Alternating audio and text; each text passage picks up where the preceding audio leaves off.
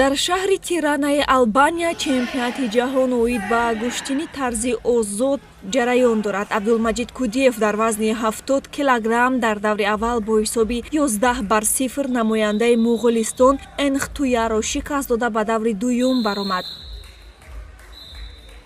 Кудиев дар ин марҳила бо ҳисоби 12-2 Рамазон Рамазонови Булғориро мағлуб карда ба даври чорякниҳоӣ роҳ ёфт.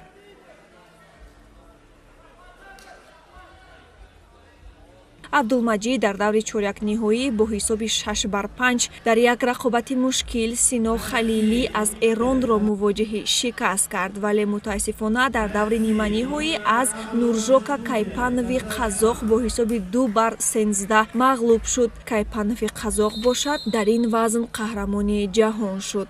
Паҳлавони мо барои медали биринҷӣ бо Акаки Кемертелидзеи Гурҷӣ даст ба гирифт.